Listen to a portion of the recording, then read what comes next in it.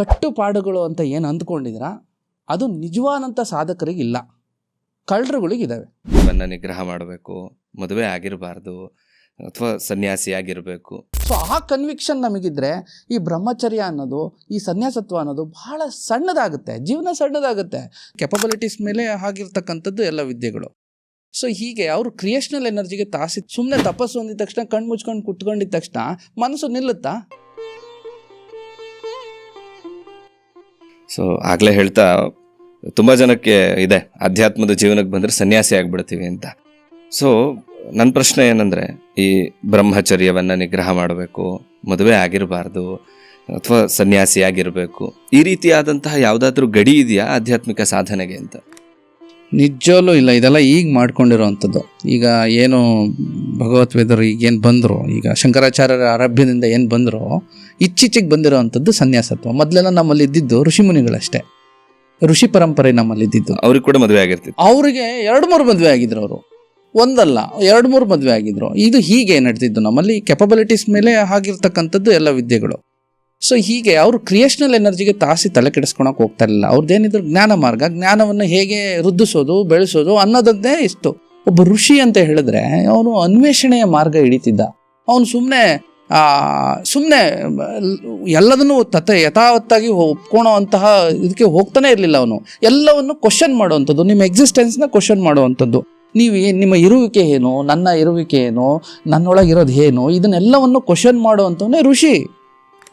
So ಕೃಷಿ ಅಂತ ಹೇಳಿದ್ರೆ ಒಬ್ಬ ದೊಡ್ಡ ಜ್ಞಾನಿ ಅನ್ನೋದು ಅದಕ್ಕಷ್ಟೇ ಸೀಮಿತವಾಗಿ ನೋಡುವಂಥದ್ದಲ್ಲ. ಎಲ್ಲವನ್ನು ಪಡೆದವನು ಅಂತ ಹೇಳಿದ್ರೆ ಅವನು ಏನಾಗಿರ್ಬೇಕು, ಎಲ್ಲವನ್ನು ಕ್ವಶನ್ ಮಾಡೋ ಅನ್ವೇಷಣೆಯ ಮಾರ್ಗ ಹಿಡ್ದಿರಬೇಕು. ಎಷ್ಟೊಂದು ಕಠೋರವಾದಂಥ ತಪಸ್ಸಿನ ವಿವಿಧ ರೀತಿಗಳೇನು, ಇವನ್ನೆಲ್ಲವನ್ನು ಅನ್ವೇಷಣೆ ಮಾಡಿರೋದ್ರಿಂದನೇ ಬಂದಿರೋದು. ಸುಮ್ಮನೆ ತಪಸ್ಸು ಅಂದಿದ ತಕ್ಷಣ ಕಣ್ಣು ಮುಚ್ಕೊಂಡು ಕುತ್ಕೊಂಡಿದ್ದ ತಕ್ಷಣ ಮನಸ್ಸು ನಿಲ್ಲುತ್ತಾ? ಮನಸ್ಸು ಕಣ್ಣು ಮುಚ್ಕೊಂಡು ಕೂತಿದ್ದ ತಕ್ಷಣ ಅಲ್ಲಿ ಅವರು ಪ್ರಕ್ರಿಯೆಗಳನ್ನು ಆರಂಭಿಸ್ತಾರೆ. ಇದಕ್ಕೆ ಈ ಪ್ರಕ್ರಿಯೆಗಳು ಹೆಂಗೆ ಬಂತು? ಇದನ್ನು ನಾವು ಸರಳವಾಗಿ ನೋಡಿದ್ರೆ ಬಹಳ ಕಾಂಪ್ಲೆಕ್ಸ್ ಆಗಿದೆ.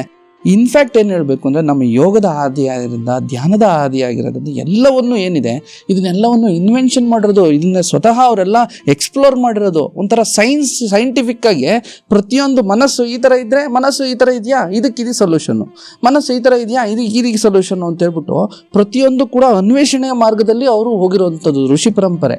ಆದರೆ ನಮಗೀಗ ಸನ್ಯಾಸ ಪರಂಪರೆ ಬಂದಿದೆ. ಋಷಿ ಪರಂಪರೆನೇ ಬೇರೆ, ಸನ್ಯಾಸ ಪರಂಪರೆನೇ ಬೇರೆ.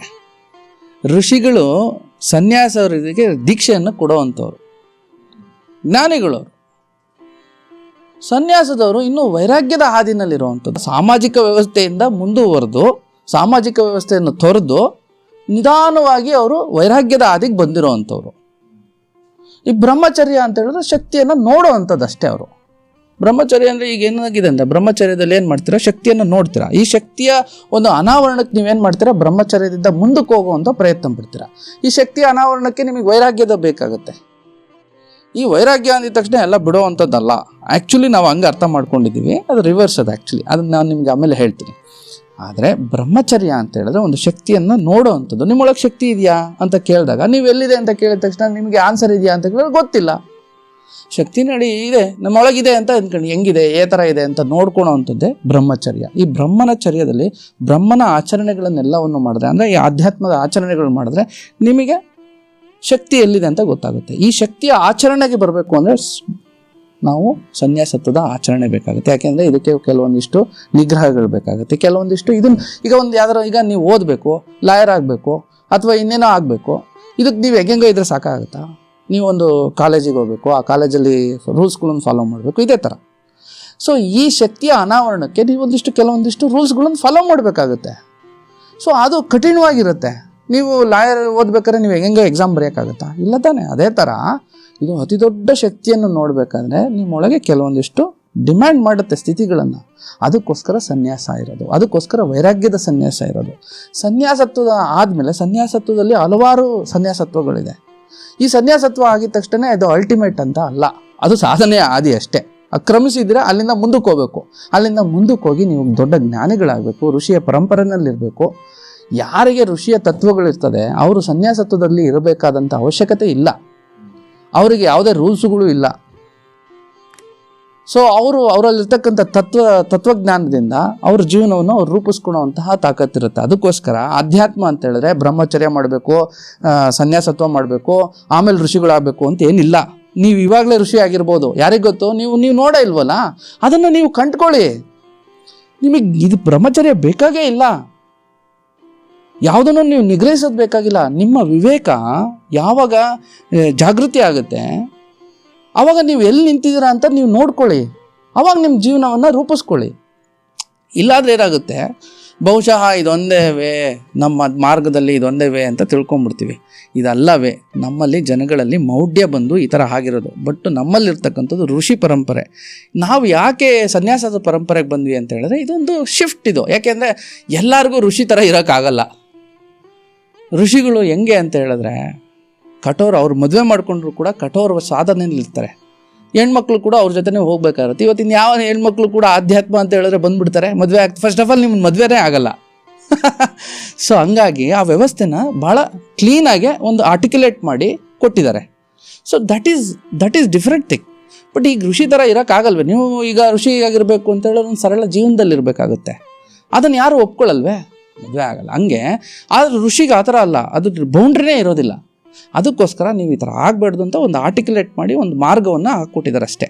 But it is not mandatory. ನಿಜವಾದಂಥ ಆಧ್ಯಾತ್ಮದ ಸಾಧಕರಿಗೆ ಇದು ಯಾವುದು ಬೌಂಡ್ರಿ ಅಲ್ಲ. ನೀವು ಬ್ರಹ್ಮಚರ್ಯನೇ ಫಾಲೋ ಮಾಡಬೇಕು ಅಂತೇನಿಲ್ಲ. ನಿಮಗೆ ಏನು ಅನಿಸುತ್ತೆ ಅದನ್ನು ಮಾಡ್ತಾ ಹೋಗಿ. ನಿಮ್ಮೊಳಗೆ ನಾನು ಈ ಶಕ್ತಿಯನ್ನು ಅರ್ಥ ಮಾಡ್ಕೋಬೇಕು ಅನ್ನೋ ಒಂದು ಪ್ರಬುದ್ಧತೆ, ಇಂಟೆನ್ಸಿಟಿ ಇದ್ದರೆ ನೀವು ಇದನ್ನು ಪಡಿಬೋದು. ಇಲ್ಲ ಅಂದರೆ ಸಾಧ್ಯನೇ ಇಲ್ಲ. ಇದನ್ನೆಲ್ಲವನ್ನು ಕಾಂಪ್ಲೆಕ್ಸಾಗಿ ಅರ್ಥ ಮಾಡ್ಕೊಂಬಿಡ್ತೀರ ನೀವು.